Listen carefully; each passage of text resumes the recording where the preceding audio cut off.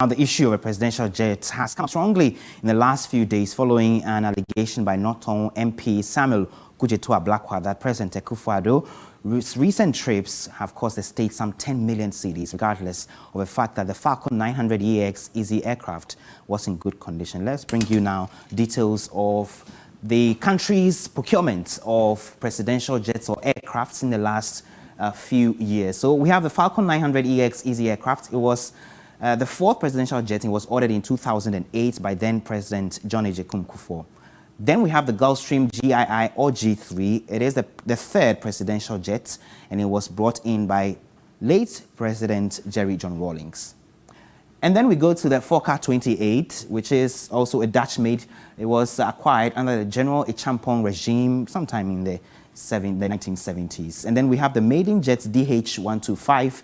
It was acquired in 1962 by Dr. Kwame Nkrumah, and also Ghana's first presidential jet, which was used up until he was ousted during the 1966 coup. So those are some of the details of the presidential aircrafts that we've had in the last few decades. And then the conversation now about acquiring another one, which is more spacious, bigger, to accommodate the president's entourage and some other assisting individuals when the president is going on tour, has become topical. Joining me on the line is Felix Ofosu, who is a former Deputy Communications Minister and aide to the former President John Mahama. Thank you, Felix. I know you and some of the minority MPs have been consistent in your demand for the country to be austere in the circumstances and the economic conditions we find ourselves in terms of the expenditure on the president's travel. Now we're learning that the country is procuring another aircraft. Would you say it's something we need to do at this time at all? Well, that is most disheartening news, and it completely underscores the point that we have been making, that this president and his government are determined to raise the public purse in order to satisfy the creature comforts of the president. That is all that one can say about this particular decision, because the matter of the acquisition of a presidential jet has long been settled. As I speak to you, we have a presidential jet that is in absolutely pristine condition that can take the president anywhere he wants to go in this world. But it is obvious that President Akufo-Addo is not satisfied with what we have, and he wants more comfort and ostentation for himself. So for that reason, he has decided not to use the presidential jet we have bought for him, but to dip his hands in state coffers and travel in very, very expensive fashion. And because we have constantly been complaining and insisting that he remains prudent in the use of our resources, he has now decided that he is actually going to buy a bigger and more luxurious aircraft when none is needed. So I think that the people of Ghana need to be extremely worried about this obstinate posture of the president and his government, that they will simply not listen to any exhortation or advice to be prudent in the management of our resources.